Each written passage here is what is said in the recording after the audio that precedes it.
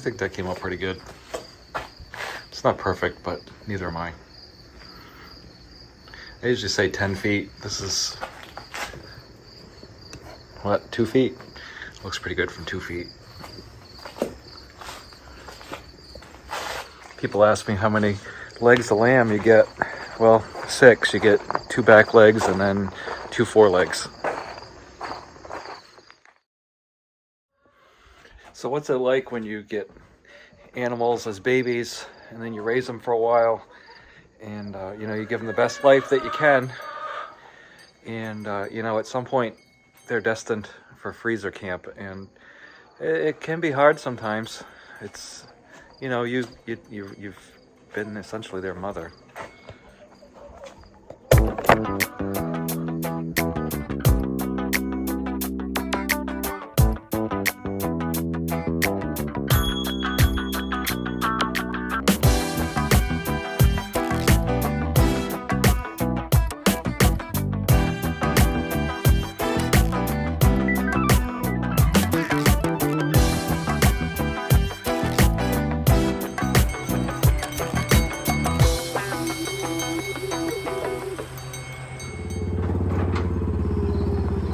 When you raise animals, you really get to understand their nature and their caricature. A lot of times you'll get animals that are sweet and have a great disposition, and you raise them, especially the cows. I get them at a day old and I bring them home. I'm essentially their mother. You give them milk, you keep them warm, you keep them clean, you give them medicine if they're sick, and you keep them healthy for a certain amount of time, and then at the end, the best that you can hope for them is a quick and painless death, which is why I really spent a lot of effort, or I did spend a lot of effort searching out a butcher or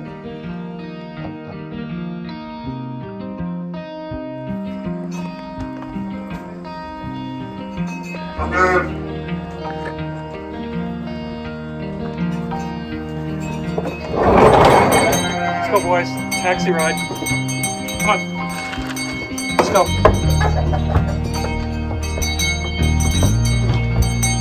Let's go.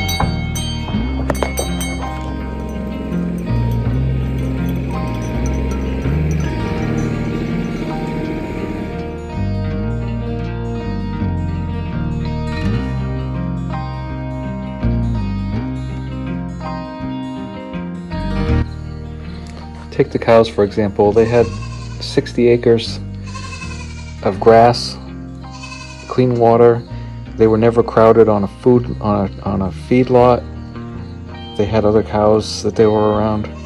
So I think they were happy.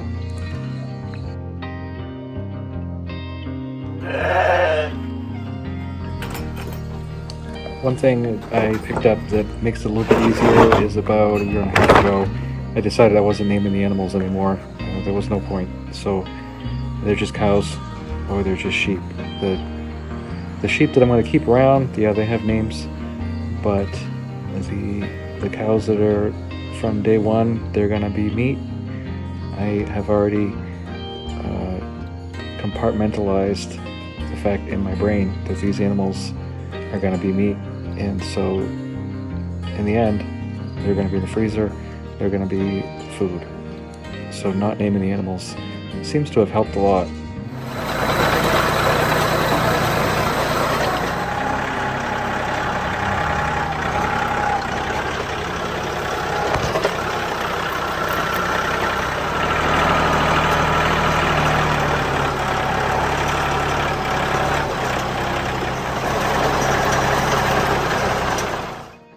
Morning, Dexter. You guys ready for breakfast?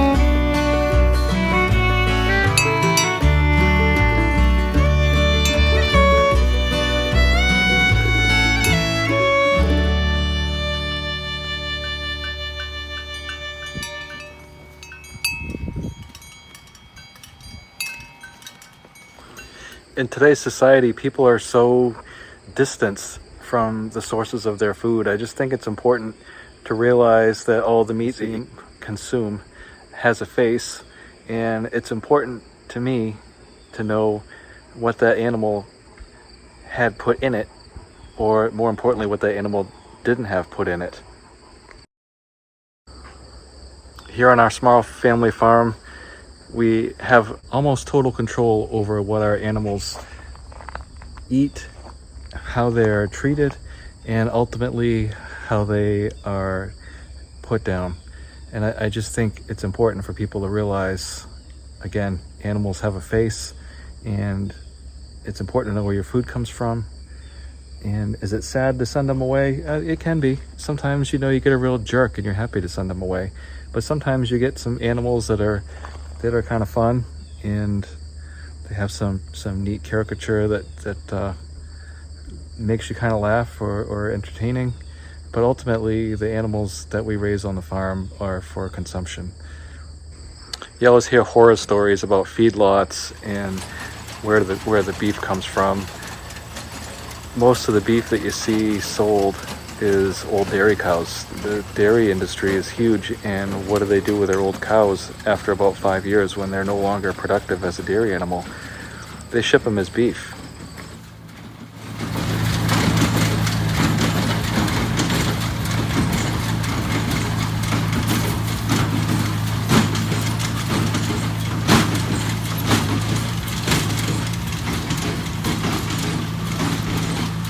The beef you get at the store, it's incomparable to what we raise here. It's hard to set a price.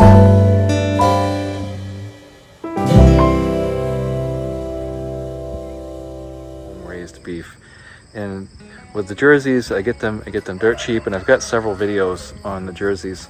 I get them dirt cheap, and I raise them about 15 months, and then at the end of those 15 months, I send them away. And again, I've got several videos. I've weighed the animals, and they weigh about what a Dexter weighs dressed. So you get about as much meat back from a Jersey as you would from a Dexter, and they're only about 15 months old. So I only keep them one winter generally. But and with sheep, I primarily raise katahdins. I do sometimes cross them with dorpers, or sometimes I'll get a wool sheep. But I find that the katahdin sheep taste the best. They don't have the oily wool, so they don't have the gamey flavor so much. The meat's not quite so greasy. It's a lot more lean. It actually tastes better. And I have a couple videos too on chickens. And again, I raise the chickens here, and then I take them to the butcher. I've done all the cost analysis on all that too, and the labor, and it ends up being cheaper just to pack them up and drop them off at the butcher and pick them up the next day frozen. So check out those videos too. Come here.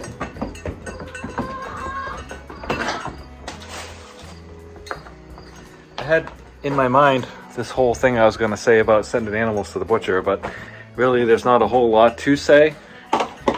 And if I just said you get used to it, it doesn't seem like it says enough. When you are a farmer, you pretty early on, unfortunately, have to experience death. And a lot of times death is not exactly expected. At least when you're sending them off to the butcher, you've got a date, and at this day they're gonna head out, and then the next time you get them back, they're gonna be in little 1 or 2 pound packages. What's tough is when you have animals and you think they're gonna be here for a while, and then something happens and then they're not. For example, a ewe that's kind of a pet, but she has a purpose because she's giving you baby sheep. And then something happens during labor and you lose her and her babies. That's unexpected, and that's sad, and then that's a hurtful loss. To a lesser extent, chickens, sometimes you come out and they're just dead. And I don't really have an emotional connection to chickens, but financially it's a loss because they aren't producing, and now the ones who are left have to make up for the one that's gone. And so I think after a while, you just come to, you expect it. And then every day you come out and something's not dead, it's like a gift. Fortunately, losses are relatively uncommon. You know, my cat Pearl, she must be at least 11 by now, maybe 10. But her baby Pebbles, I haven't seen her in 6 months, maybe more. She just disappeared one day and I haven't seen her since. Things like that, you know, you just don't expect it. You expect to come out in the morning and here's the cats all waiting for some food, and then you come out one day and there's only 2 instead of 3. Those are the things that stick and they bother you. Losing a cow down a well, or losing a cow during labor, and you lose the baby too. Those are emotional and financial losses, and those do hurt. But when it comes to just sending them to the butcher, well, it doesn't seem to be quite so bad. You get used to it, and I know it sounds cold, but like I said, unless you're planning on being a vegan and you want to raise your own meat, which I think is the humanest way to have beef or chicken or pork or what have you, lamb, I think that you dutifully raise your own animals. You treat them as best as you can, give them the best life they can have, and you know, then when it's time for them to go down the road, you don't really have too many regrets about it. So anyway, it's always a little bit of a conflict, you know, when you send animals off. And if I was a puppy breeder, for example, I'm sure I'd have a conflict about that too, because you know, you get the puppies and then 8 weeks later or so they go to a stranger and you never see them again, and you hope that whoever took them gives them a good life and they don't spend their whole life suffering and misery. Most people are good to their dogs, but there's occasional people who aren't. So, you know, I guess in that instance it's kind of the same.